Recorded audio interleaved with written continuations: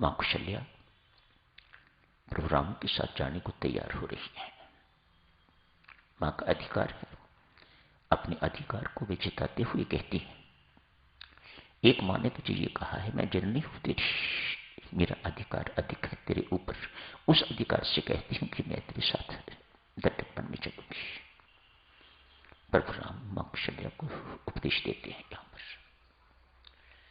वैदिक धर्म तेरा धर्म मातेश्वरी ये नहीं है, पति की सेवा है तेरा धर्म, पुत्र के साथ तेरा धर्म नहीं बनता। लोग हंसेंगे, शास्त्र हंसेगा, श्रुतियां मजाक करेंगी। राम की मैया क्या निर्णय लिया है इसने, ये निर्णय ठीक नहीं है। तेरा पति के साथ ही रहना उचित बनता है, पति की सेवा करनी ही तेरा धर्म है। यह रहे उन्हें मेरी याद आए तो इधर उधर की बातें करके तो मेरी याद से उन्हें रोने ना देना, मेरी याद में उन्हें रोने ना देना। स्वयं भी सहनशील बनना और पिताश्री को भी सहायता देना। सुंदर उपदेश, बहुत सुंदर उपदेश पत्नी का कर्तव्य बताते हुए राम वहां से निकल के तो सीता के महल में पहुंचते हैं, मानो अपने महल में पहुंचते हैं। सीता भी प्रतीक्षा में है कि प्रभु आएंगे, शुभ समाचार लाएंगे, कल राज्याभिषेक होना है, कल की क्या क्या तैयारी करनी है। मुझे भी तो उनके साथ तैयारी वैसी ही करनी पड़ेगी। राज्याभिषेक उनका होगा पर मुझे भी तो साथ ही बैठना होगा। मन ही मन की अनेक सारी कल्पनाएं कर रही होंगी।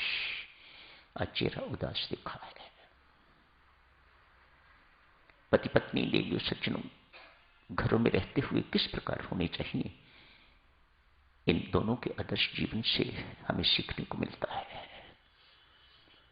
मां सीता की उदासी का कारण ये राम उदास है, अपना कोई कारण नहीं, कोई अपने अंदर कुछ घटित नहीं हुआ है, अपने ऊपर कोई दुख नहीं आया, कोई शोक नहीं आया, कोई अशुभ समाचार, कोई अनिष्ट ऐसा कुछ नहीं हुआ है।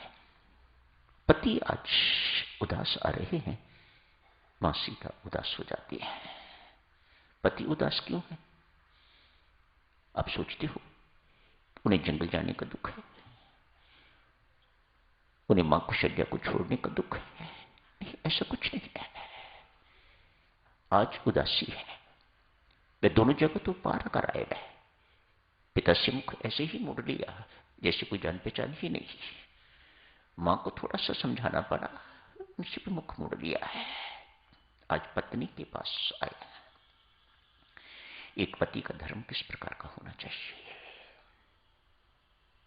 मन ही मन कल्पना कर रहे हैं, मेरे बिना सीता कैसे दिन गुजारेगी? ये राम की उदासी का कारण। राम बेटा उदास क्यों है? सीते जो मेरे बिना रह नहीं सकती, मेरे बिना 14 साल कैसे रहेगी? इस सोच सोच के तो उदास। अभी महल में प्रवेश नहीं किए, अभी सीता के पास पहुंचे नहीं, उससे पहले की उनकी कल्पना इस प्रकार की चल रही है, मेरे बिना ये दिन कैसे काटेगी? अतएव चेहरे पर उदासी है। सीता इनके चेहरे पर उदासी देखती है तो स्वयं उदास हो जाती है। मुख पर कभी उदासी देखी नहीं। स्वामी जी महर्षि वाल्मीकि कैसी तुलना देते हैं, पूर्णिमा का दिन आज चांद मंद क्यों है? पूर्ण प्रकाशित होना चाहिए, उसे तो चमकता हुआ दमकता हुआ उसे दिखाई देना चाहिए। आज इस वक्त राम रूपी चंद्रमा पर किसी प्रकार का कोई दाग या किसी प्रकार की कोई कमी दिखाई नहीं देनी चाहिए। क्या कारण है? ये सब सोच के तो सीता उदास हो गई। प्रभु राम मिलते हैं, सीता को सारी बातचीत बताते हैं। बातचीत बताने के साथ ही साथ कहती हैं, आज तक सीते जो कुछ मैंने कहा है तूने माना, आज भी तू मानना। कैसे घुमा के बातें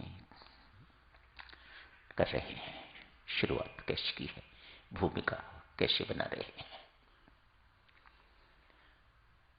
जो कुछ मैंने तुम्हें कहा है आज तक, तू हर मेरी बात को मानती रही है, आज भी जो कहूंगा उसे मानना। तो घर रह, मुझे 14 साल के लिए जंगल जाना है। सीतापति की बात सुन के तो ये उपदेश ठीक नहीं। इस जैसे उपदेश बचपन में राजा जनक ने और मेरी मां ने मुझे बहुत दिए हुए हैं, और वे सही और सही उपदेश ये है, यहां पति रहे वहां पत्नी रहे। आपका ये उपदेश, मैं यहाँ हूं आप जंगल में रहें, ये उचित नहीं है। सीता एग्री नहीं करती, स्ट्रेट वे नो। आपका उपदेश मेरे प्रभु ठीक नहीं है, सही नहीं है। दूसरा ढंग प्रयोग करते हैं, उसे वहां का भय दिखाते हैं, हिंसक पशु होंगे, ये होगा वो होगा, इत्यादि इत्यादि। आज थोड़ा सा भाग आपने उसका पढ़ा है, कल आगे का भाग आप पढ़ेंगे। पति पत्नी के धर्म में साधुजनों कटुता तब आती है जब पति चाहता है कि पत्नी मेरे अनुकूल हो, मेरे वश में हो, और पत्नी चाहती है नहीं, पति को मेरे इशारों पर चलना चाहिए। तो संबंधों में कटुता आ जाती है। आप दूसरों से अनुकूलता अपेक्षा नहीं कर सकते, मत कीजिएगा, दुखी होंगे। आप स्वयं तो अनुकूल हो सकते हो, ये तो आपके अधिकार में है, तो आपके वश की बात है। जो कोई भी स्वयं अनुकूल बनता है साधुजनों, परमेश्वर